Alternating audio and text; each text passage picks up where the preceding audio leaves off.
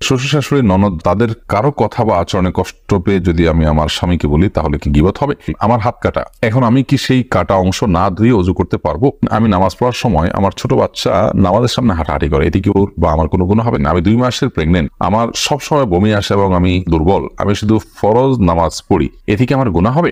নামাজের শেষ বৈঠকে এক পর্যায়ে এক পায়ে বসার নিয়ম আর এক পায়ে লম্বা করে খাড়া রাখার নিয়ম, কিন্তু শারীরিকভাবে অসুবিধার জন্য এক পা খাড়া না রাখলে কি কোনো অসুবিধা হবে? অসুস্থ অবস্থা রুচিহীনতার জন্য খাদ্য অপচয় বা নষ্ট হলে গুনাহ হবে কিনা? নেক্সট সন্তান পাওয়ার জন্য কি দোয়া করব? ফরজ গোসলের সময় ওযু না করলে কি গোসল হবে? ঘুষ দিয়ে চাকরি নিলে সেই চাকরি থেকে ইনকামের টাকা কি জায়েজ হবে? মহিলারা কি মিন্স অবস্থায় পানি ছিটিয়ে জামা কাপড় আয়রন করতে পারবে? নাজবুস সাকিব আপনি লিখেছেন অসুস্থ অবস্থা রুচিহীনতার জন্য খাদ্য অপচয় বা নষ্ট হলে গুনাহ হবে কিনা? না, এটা তো একটা বিশেষ কারণ, কিন্তু যেটি না খাওয়া হলো, নষ্ট হলো, সেটা অন্য কাউকে, অন্তত পশু পাখিকে খাওয়ানোর চেষ্টা করবেন একদম ময়লার মধ্যে না ফেলে। আদ্রিন আদিল আপনি লিখেছেন ফরজ গোসলের সময় ওযু না করলে কি গোসল হবে? গোসল হয়ে যাবে। ওযু নিয়মতান্ত্রিক ওযু না করেও যদি আপনি কুলি করেন, নাকে পানি দেন, গড়গড় করে কুলি করেন এবং পুরো শরীর ধৌত করেন, তাতে মানে ওযুর কাজ হয়ে যায়, এরকম করলে আপনার গোসল হয়ে যাবে। কিন্তু সুন্নত হলো শুরুতে ওযু করে তারপরে গোসল করা, তো সেক্ষেত্রে সুন্নাতটা তরক হবে কিন্তু গোসল হয়ে যাবে। জাহিদুল ইসলাম রাকিব আপনি লিখেছেন ডিপিএস এ টাকা জমা রাখলে 5 বছর পর জমানো টাকার সাথে কিছু লভ্যাংশ দেয়, সেই টাকা কি আমরা গ্রহণ করতে পারবো? যদি টাকা গ্রহণ করতে না পারি তাহলে কি করব? এটা গ্রহণ করতে পারবেন না, বিশেষ করে আপনি শুধু প্রতিষ্ঠানে যখন দিবেন সেখানে অতিরিক্ত টাকা দিবে, সেটা আপনার জন্য গ্রহণ করা জায়েজ নয়। যদি আপনি টাকা গ্রহণ করেন তাহলে সেক্ষেত্রে সওয়াবের নিয়ত করা ছাড়া গরিব দুঃখীদেরকে দান করে দিবেন। এবারে শাহিন মোল্লা লিখেছেন মহিলারা কি মিন্স অবস্থায় পানি ছিটিয়ে জামা কাপড় আয়রন করতে পারবে? পারবে, এতে কোনো অসুবিধা নেই। জামা কাপড় আয়রন কেন, আপনার জাগতিক যত কাজ আছে, সাংসারিক এবং বৈষয়িক যত কাজ আছে, তার সবগুলি মাসিক অবস্থা আপনি করতে পারবেন স্বামী সহবাস ছাড়া। অতএব আপনার পানি ছিটিয়ে জামা কাপড় আয়রন করাতে কোনো অসুবিধা নেই, এমনকি রান্না বাড়া এগুলো কোনো অসুবিধা নেই। জাহিলি যুগে মাসিক অবস্থা মেয়েদের জন্য অনেক আপনার বর্বর কালচার সে সমাজে ছিল এবং তারা অনেক আপনার কুসংস্কার ধারণ করতেন, লালন করতেন। ইসলাম সেগুলো সবগুলোকে আপনাদের করেছে। রিয়াজ খান আপনি লিখেছেন নেক্সট সন্তান পাওয়ার জন্য কি দোয়া করব? নেক্সট সন্তান পাওয়ার জন্য আল্লাহ রাব্বুল আলামিনের কাছে আপনি কয়েকটি দোয়া করতে পারেন, কোরআন বর্ণিত দোয়া, যেমন রব্বি হাবলি মিনাস সালিহিন, রব্বি লা তাযারনি ফারদা ওয়া আনতা খায়রুল ওয়ারিসিন, রব্বানা হাব লানা মিন আজওয়াজিনা ওয়া যুররিয়াতিনা কুররাতা আয়ুন ওয়াজআলনা লিল মুত্তাকিনা ইমামা। এই দোয়াগুলো আপনি করতে পারেন। এরপরে শরফ ফারিহা আপনি লিখেছেন গর্ভবতী মহিলা চেয়ারে বসে নামাজ আদায় করতে পারবে কিনা? যদি দাঁড়ানো এবং উঠা বসা করাটা তার জন্য রিস্কি হয় তাহলে চেয়ারে বসে নামাজ পড়তে পারবেন। যদি দাঁড়াতে পারেন তাহলে দাঁড়াবেন, রুকু সিজদাটা রিস্কি হলে তখন শুধু চেয়ারে বসে রুকু সিজদা ইশারা করলেন, যতটুকু পারেন ততটুকু করে বাকিটা আপনি চেয়ারে করতে পারবেন, কোনো অসুবিধা নেই। এরপরে ইডি রাজু আইডি থেকে আপনি লিখেছেন বাচ্চা সামলাতে গিয়ে ওয়াক্ত মতে নামাজ পড়তে না পারলে গুনাহ হবে কিনা? বাচ্চা সামলাতে গিয়ে ওয়াক্ত মতে নামাজ পড়তে পারলেন না, এটা কি ধরনের সামলানো? যদি এমন হয় যে বাচ্চাকে ধরার কোনো মানুষ নাই, এমন কোনো পরিস্থিতিতে পড়েছেন যে বাচ্চাকে রেখে নামাজ পড়তে গেলে বাচ্চার বড় ধরনের কোনো ক্ষয়ক্ষতি হবে, তাহলে তো ভিন্ন কথা। কিন্তু এরকম সম্ভাবনা খুবই ক্ষীণ। আপনি বাচ্চা দুষ্টুমি করছে কিংবা ঘুমে আছে তা বা কান্নাকাটি করছে, এই অজুহাতে তাকে সামলাতে গিয়ে নামাজ ত্যাগ করলে সেটি অবশ্যই গুনাহের কারণ হবে। আপনি তাকে সামলাবেন এবং একই সঙ্গে নামাজ আদায় করবেন, সেটি আপনার জন্য অবশ্য কর্তব্য। রিমান হাসান জোবাইর আপনি লিখেছেন আল্লাহ তাআলা রাত দিয়েছেন ঘুমানোর জন্য আর দিন দিয়েছেন কাজ করার জন্য, তাহলে কি নাইট ডিউটির চাকরি করা ঠিক হবে? দেখুন, আল্লাহ তাআলা যে রাত দিয়েছেন ঘুমানোর জন্য, এটি হলো মৌলিক কথা, এটা আমাদের স্বাস্থ্যের জন্য উপযোগী, উপকারী।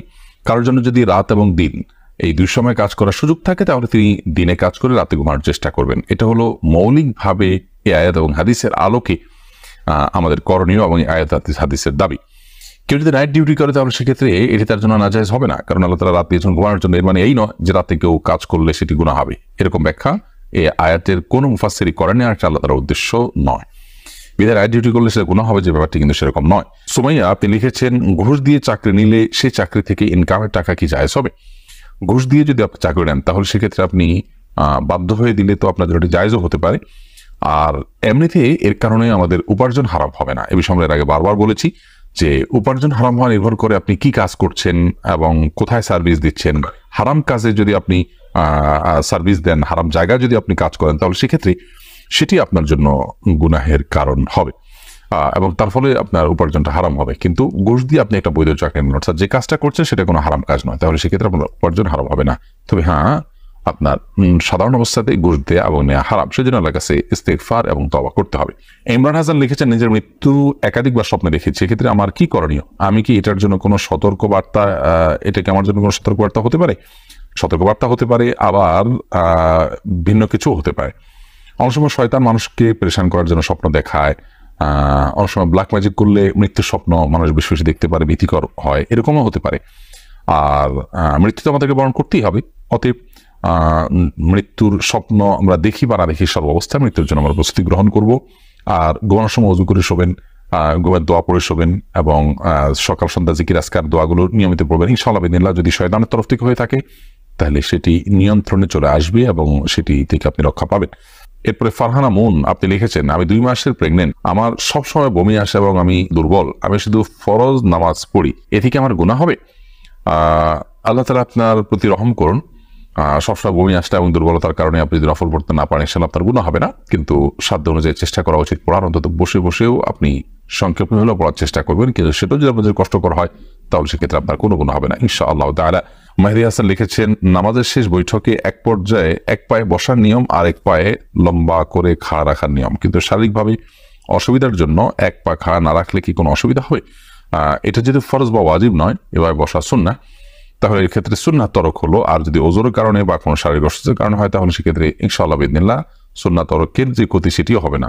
বিধায় এরকম করে যদি আপনি অসুস্থতার কারণে, শারীরিক দুর্বলতার কারণে পা না খাড়া করেন, তাতে কোনো অসুবিধা নেই, অর্থাৎ নামাজ হয়ে যাবে।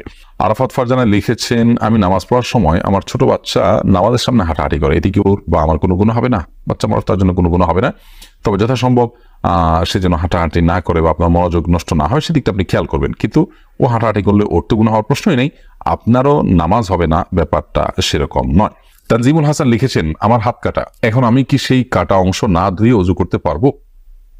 হাতের কাটা অংশ পর্যন্ত না ধুয়ে ওযু করলে কি আমার ওযু হবে? হাতের কোনো অংশ যদি কাটা থাকে তাহলে সেক্ষেত্রে সেখানে পানি লাগানো যদি ক্ষতিকর হয়, তাহলে সেখানে সে অংশ বাদ দিয়ে পুরো অংশ ধোবেন, এবং ওই কাটা অংশটা ধরুন একটা আঙুলের অংশ কাটা, তাহলে ভিজা হাত দিয়ে ওটার উপর দিয়ে মাসা করে নেবেন, হালকা একটু মুছে নেবেন আলতোভাবে, ব্যাস এটুকুই যথেষ্ট হয়ে যাবে, সেটা যতটুকুই হোক। তানজিম আখতার আপনি লিখেছেন, শ্বশুর শাশুড়ি ননদ তাদের কারো কথা বা আচরণে কষ্ট পেয়ে যদি আমি আমার স্বামীকে বলি তাহলে কি গীবত হবে?